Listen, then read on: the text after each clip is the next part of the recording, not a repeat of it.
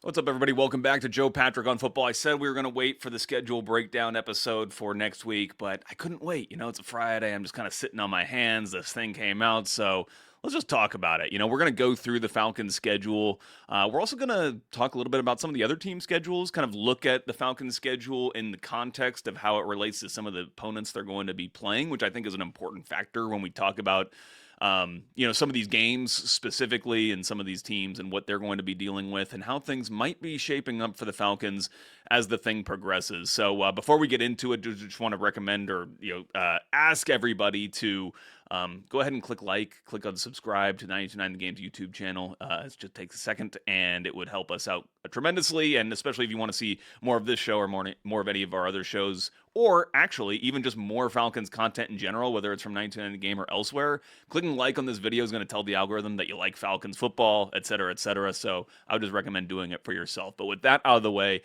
let's get into this Falcons schedule. We'll kind of walk through it sort of game by game, more kind of segment by segment, the way that I kind of envision it. And would love to know your takes on the schedule as well in the comments. So let me know.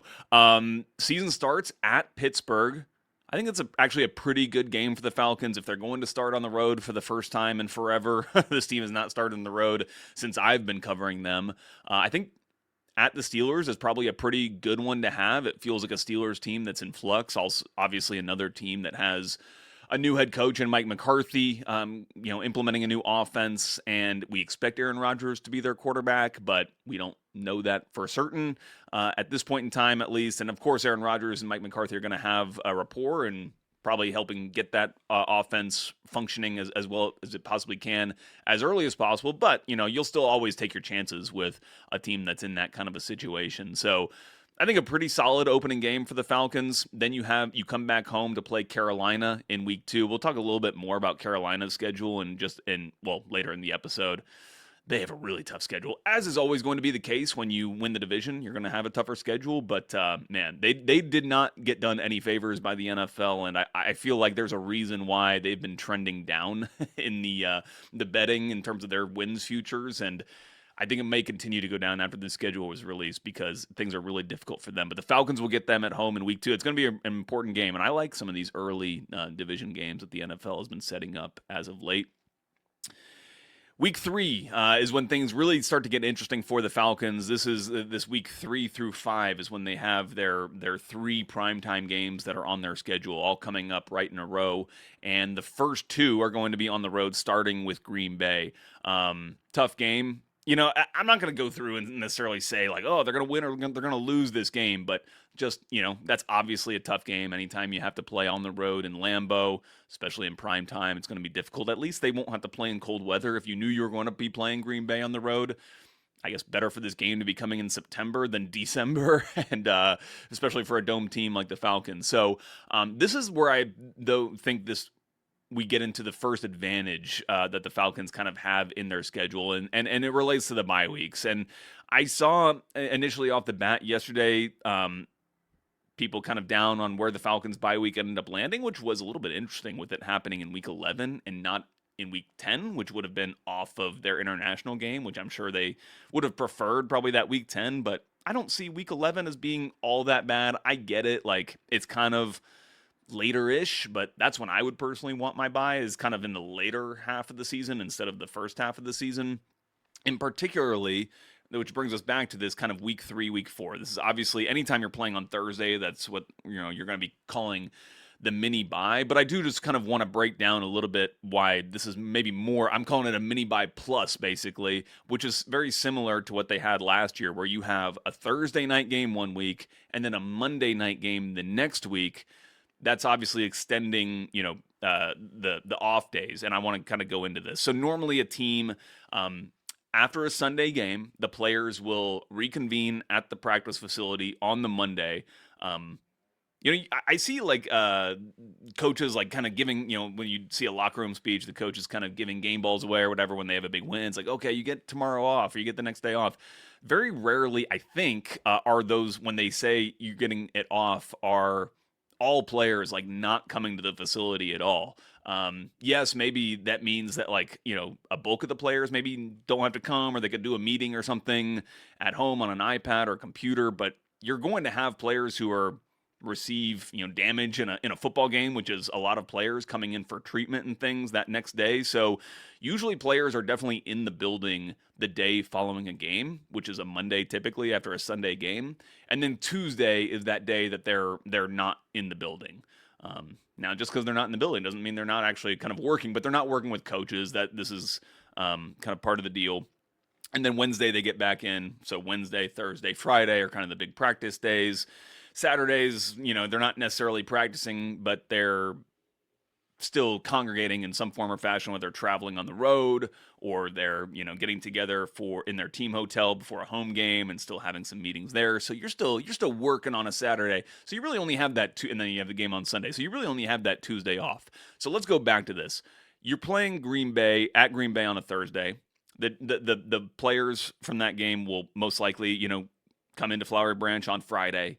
But they'll probably have, get an early out that Friday. They won't have to stick around for too many meetings, I would imagine. And they're probably out the door, most of them. I mean, obviously players can stay in the facility as long as they want, but I would imagine the players won't necessarily be needed at the facility by early afternoon Friday. And so they're basically out Friday, and they can then have all day Saturday, all day Sunday, all day Monday.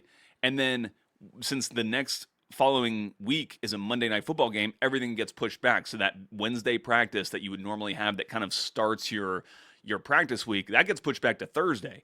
So the players will have Saturday off, Sunday off, Monday off, Tuesday off, Wednesday off. I mean, they'll have that's 5 days of them basically being completely off, at least from physically resting their bodies. I'm sure they will be doing some sort of meetings, or a lot of times these players will just get together. I know it's been a thing the Falcons have done. Sometimes the defensive backs get together. The linebackers have done this where they're watching tape together.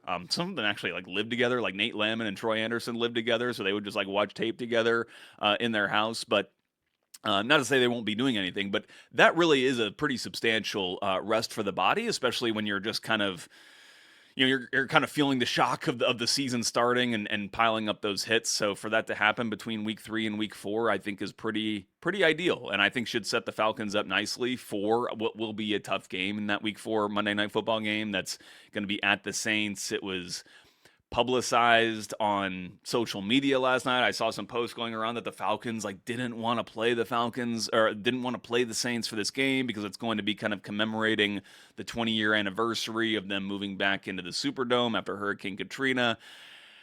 That to me sounds like a lot of Saints fans trying to insult Falcons by saying they didn't want to come play that game. Bull crap, honestly.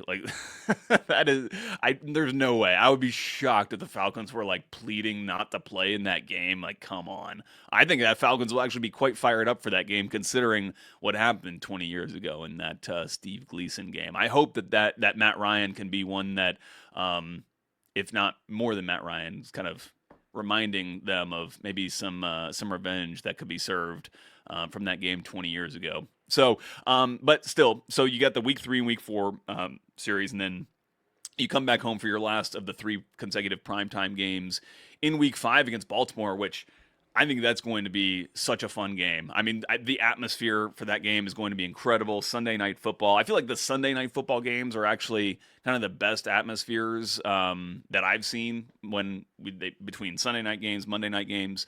The Sunday night games are great. And it's also Lamar Jackson. Steven Jackson. Wow. Lamar Jackson coming back to Mercedes-Benz Stadium for the first time since 2018. At least that's a note I got from a producer on some. I was with Maria Martin on 11 Alive last night. So they said that Lamar Jackson has not played against the Falcons at Mercedes-Benz Stadium since 2018, which I don't know how old Lamar Jackson would have been at that time. They did play the Ravens in 2022 in Baltimore, but I believe that, in fact, it was Tyler Huntley that was playing for the Ravens in that game. So it should be very, very exciting game. And, of course, there's also kind of that storyline of the Falcons, theoretically having, could have reached out and tried to, do a deal with Lamar Jackson a couple of years ago that, I'll repeat, was never really on the cards for the Falcons or for the Ravens, because the Ravens were just using Lamar Jackson, the franchise tag mechanism, to basically get a deal done with him instead of negotiating something behind closed doors. Anyway, getting off topic. Should be a fun game with Lamar Jackson coming into town. So that kind of it'll be interesting to see how the team is able to deal with those first 5 weeks of the season. 3 of the first 4 on the road, which isn't easy, but again, they've got the mini bye plus in the middle of that, especially between 2 of those away games. So should be a very interesting start to the season. I think could potentially be one that gets the Falcons off to a decent start. I mean, I think that there are definitely 3 winnable games in this first 5. I mean, obviously they're all winnable. It's the NFL. It's very tight margins, but I think you could realistically think that this team could have 3 wins through that first 5-game stretch. If things go poorly, it would obviously be on the other end of that. So it'll be interesting. It'll be interesting to see how it goes. Then but it would set them in good stead to have built up at least 2 or 3 wins by the time they get to this week 6 game, because this is where I think this schedule gets really dicey and things could start to go one way or the other for this Falcons team. So after that Baltimore Monday night game on week 5, in week 6 and week 7 they stay at home and they play Chicago, the Bears, and the San Francisco 49ers in those next 2 games. 2 very difficult games. You can maybe feel one way or the other about the Bears because they kind of had their coming up party last year under Ben Johnson, Caleb Williams. They really got together, had those dramatic playoff games. But I think the Bears are going to continue to be a really solid team under Ben Johnson.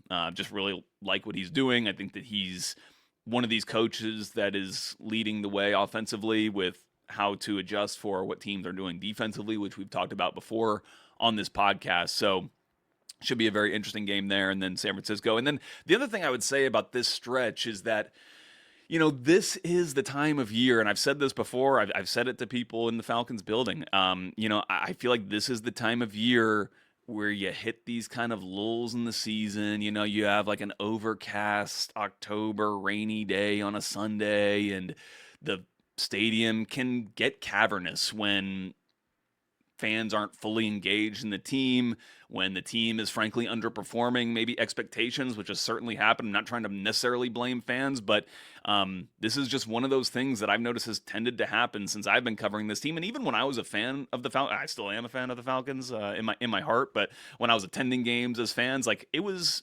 known that the Falcons are a late arriving crowd. When the ball kicks off at 1, people aren't necessarily in their seats. I would love to see that change. I was always, in my seat when the ball kicked off, but it's understandable that it may not be possible for everybody. So hope that doesn't happen, but I do think it's something you just got to kind of watch out for. And we saw this team fall victim to it last year where, they lose brutally to the Miami Dolphins. And I think that kind of set off some bad, vicious cycles for the team mentally and with what they were doing tactically. So hopefully they can kind of get through this relatively unscathed. They've also had some decent results in recent years in this period of the schedule, or this time of year, I should say. And one of them was actually a home game against the San Francisco 49ers, who they'll be playing in week 7. That was a few years ago. That was actually my first year covering the team in 2022. Which is when last time they played a lot of these teams, especially in the venues they'll be playing them. But they actually beat the 49ers 28-14 at home.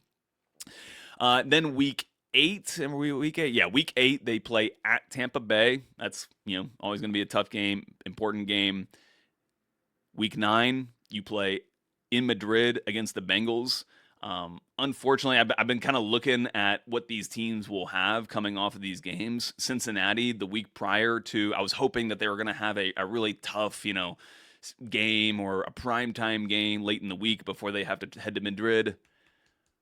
No, they have a 1 o'clock game at home against the Tennessee Titans. So couldn't really be an easier setup for the Bengals heading into that Madrid game, which is unfortunate. I believe the Bengals will have already had their bye as well. I believe they have like a week 5 or 6 bye. Not week 5, I don't think, actually. But I believe they have a bye before that, I think.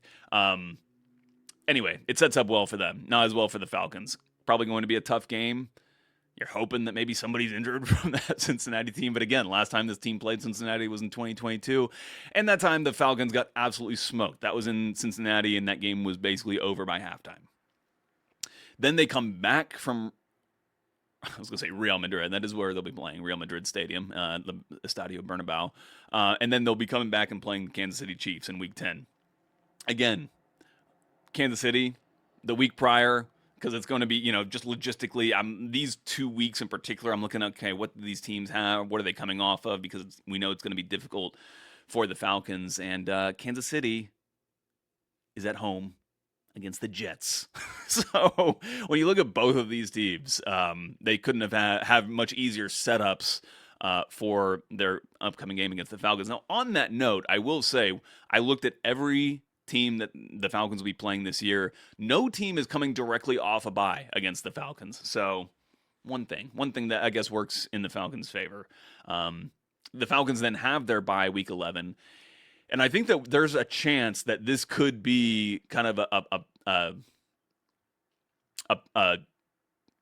pivotal moment of the season where things kind of switch. We've talked about, this being a very important stretch, a difficult stretch.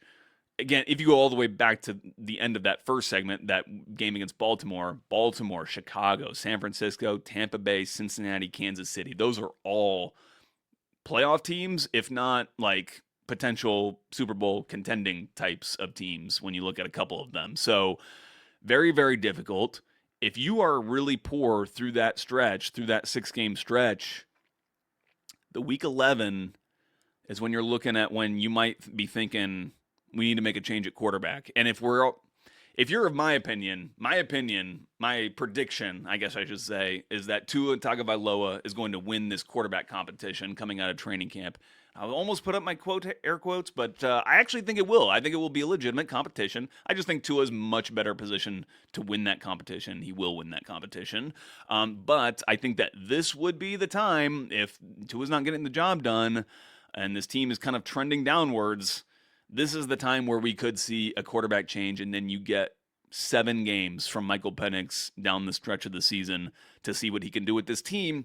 And the other reason why I think this would be the time to make a quarterback change if the team is not doing well, and why I wouldn't say that the season is necessarily over if you get to that point, is because this is where I think the schedule is gettable, but also there's a lot of potential for you. If you are on a downward trend, you're going to have games that get you back into the race, and particularly with the last 3 games of the season. But before we get there, let's talk about the first 4 before that. Coming off of the bye, you play at Minnesota. At Minnesota is always a difficult place to go with the environment that they create, but we saw the Falcons pretty much dominate them last year, especially defensively, and Minnesota could very well be in a similar situation to the Falcons, where they're kind of in quarterback flux, which they could be having going from a Kyler Murray to a JJ McCarthy. They don't necessarily have a bye before this, where like the Falcons would, to make that switch, but they might not quite know exactly who their quarterback is. They might be wanting to give JJ McCarthy snaps at this point in time, and I certainly hope it is JJ McCarthy, because he did not do very well against the Falcons last year. And then they come back home against Detroit. That's going to be a tough game, obviously, but you are coming back home. It's at home. So, and, I don't know. Like, Detroit is obviously a talented team, has some great players on that team.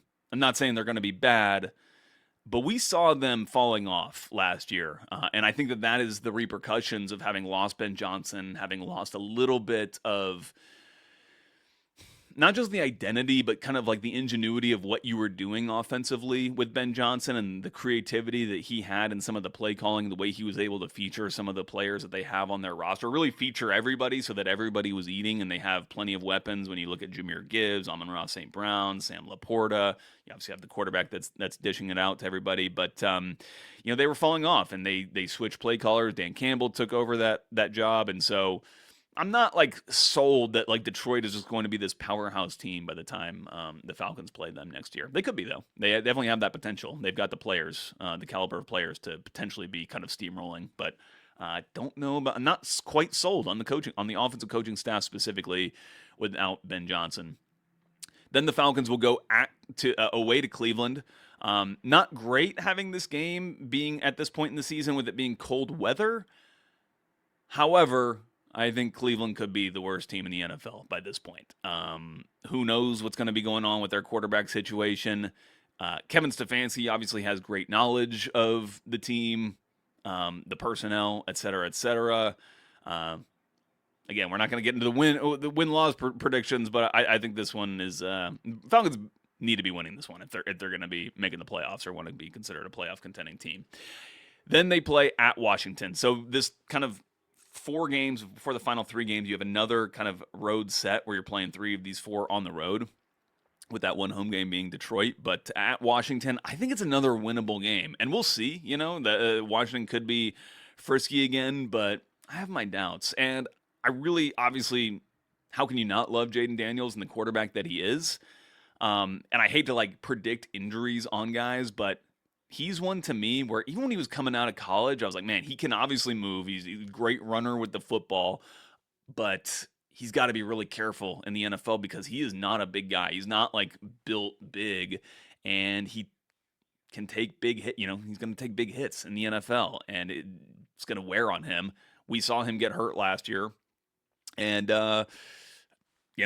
don't know how healthy he'll be, how well that Washington offense will be taking. I feel like Washington's one of those teams that's kind of gonna go one way or the other. So we'll see what they're looking like. But obviously going to be an important game and another cold weather game. But Penix has experience playing in Washington in cold weather before, where he should have led the team to a win that could have put them in playoff position. But not Penix's fault. That was bad game management. But I digress. We get through week 15. We find the last 3 games on the schedule for the Falcons, 3 division games. And the Falcons could have 6 wins, basically. They could be, what would they be at this point? They would have played 14 games. So they could be 6-8, basically. Yeah, I guess 6-8. And they still have a chance to make the playoffs with Tampa Bay, New Orleans, and Carolina all on the schedule 3 consecutive games. If that is the case, if it is a tight playoff race, 2 of these games could potentially be flexed, including that Tampa game. Feels like that's, one that got flexed, I believe, last year onto Thursday Night Football. I believe, maybe not. But yeah, it feels like that Falcons Tampa game is oftentimes a primetime game. So kind of thinking that one could get flexed if these 2 teams are competing at the top of the division. But either way, it's going to give both of these, or it's going to give the Falcons a chance to compete for the top of the division by the time you get here, which again, I think is great if you're testing Michael Penix and kind of seeing how well he can actually lead this team in important games. So a pretty interesting schedule for the Falcons. It was always going to be difficult. We kind of touched on this at the end of the last episode that we did earlier this week, but just when you saw the teams that were going to be on the schedule, and some of it kind of unlucky where you're finishing 3rd in the division, but so do the Kansas City Chiefs with Patrick Mahomes because of what happened with him last year, and so you get him on the schedule. But I would say, it's not so easy for, in my opinion, the Falcons' division rivals either. If you look at the Panthers, they've got a week 5 bye. That's the earliest possible bye you can have. I'm just pulling up their schedule here. And they have a difficult stretch too. They've got that week 5 bye, then they're playing at Philly coming off of that. They've got Denver, Baltimore. They've got difficult games on their schedule too. They're going to have, to travel to Pittsburgh late in the season, which is probably going to be more difficult for them. Tough. Well, I guess they're an outdoor team, so they may not be so affected by some of the weather. But yeah, it's going to be difficult. Looking at Tampa's schedule, they have a pretty easy schedule to start. They've got a week 10 bye, so 1 week before the Falcons, not much of a difference there. They've got an easier schedule in front of that bye. They could kind of rack up a decent win-loss record by that point, especially if they can win their week 1 game at Cincinnati, because then they have Cleveland, Minnesota, Green Bay at home, all 3 of those games at home coming after that. A game at Dallas and then home versus the Steelers. I don't know. Feels kind of ideal to me for them. But after that bye, well, I should say really going into the bye, the game before the bye, they play at Chicago. And then coming out of the bye, they play at Detroit, then at home against Carolina. But then the Chargers, at Baltimore. They play at the Rams, or I'm sorry, at home against the Rams, the penultimate game of the season, second to last game of the season. But outside of that one, in their final 4, they've got New Orleans, Atlanta, that game against the Rams, and then New Orleans again. So, again, when we talk about how this NFC South is going to look when we get towards the very final stretch, the last 3 or 4 weeks of the season, things could be very bunched up, and I highly doubt that things are going to be settled. I think that a lot of the NFC South will shake out in probably those last probably maybe even like last year, that final week of the season is when things could shake out. Especially that game, Tampa Bay at New Orleans, could be a big one if New Orleans is doing well. Let's look at their schedule.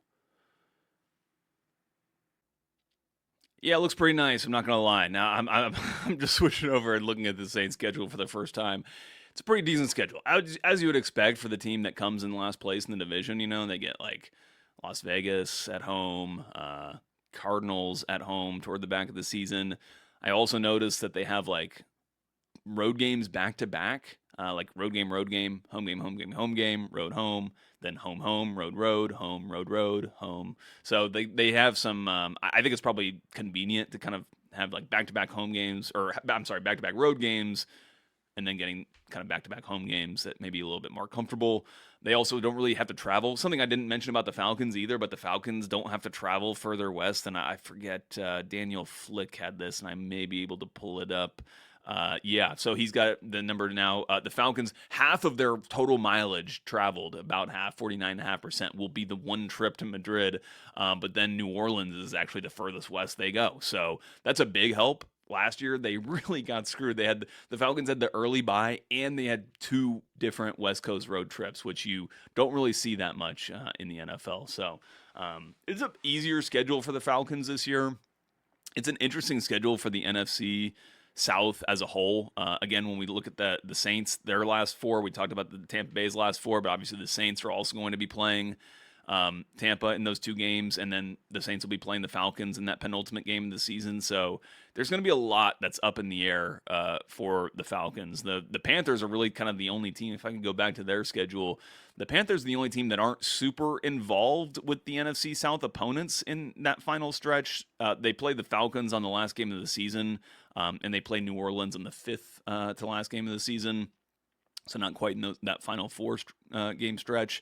But again, like I think the Panthers schedule sets up really poorly for them earlier on. So they actually could be the one team. If I were to say there's going to be one team that is out of it, it's the Panthers or even potentially the Falcons. Like I'm not going to just like look at this through rose-colored glasses. It's got a difficult schedule for the Falcons, and things could go poorly. But again, I think that if they do start to go poorly, there's going to be that opportunity for them to make a pivot, potentially at quarterback, likely at quarterback. I hope at quarterback, honestly. Like, I am right in line with what a lot of people have said. I know Aaron Freeman's going to be on this. Kevin Knight from the Falcoholic, I've talked about with him as well. Like, you have to get through this season and have given Michael Penix an opportunity if the team is not doing well. Like, if the team is just rolling, then yeah, like you're going to stick with the quarterback, but it's very hard to envision that. And you definitely want to understand what you have in your quarterback there with Michael Penix after the season is over. And so, potentially going to him for that final stretch of the season could be the opportunity to do that. But that's going to be it for me. I want to hear your guys' opinions on this. Again, should be a very fun schedule. If you have a season ticket to the Falcons, you're going to see a lot of great quarterbacks coming through. Brock Purdy, by the way, he was the quarterback whose name I couldn't remember off the top of my head from last year, or from the last episode. But yeah, Lamar Jackson, Patrick Mahomes, Caleb Williams, Jared Goff. You're going to see lots of really good quarterbacks coming to Mercedes-Benz Stadium this year. So should be fun. Should make for some exciting games and hopefully some big moments for the Falcons. I'm sure hoping for that. So yeah, let me know again your thoughts in the comments. Thank you guys so much for listening. We'll be back with some more takes on the schedule and other things Falcons related next week. By the way, we mentioned on the last week's show, but OTAs will begin on Tuesday. That's the day that media will be out there next week. So looking forward to that as well. Hopefully to see some of the guys in action, including Michael Penix. So stay tuned. You can follow me, by the way, if you want to see some of that. I'll be, posting film and pictures and stuff on my social media, which is at Joe Patrick on X. That's pretty much the only place I post. So follow me there. Follow the station. Subscribe to the YouTube channel at 929 The Game. And like this episode of Joe Patrick on Football. Until then, we'll see you later.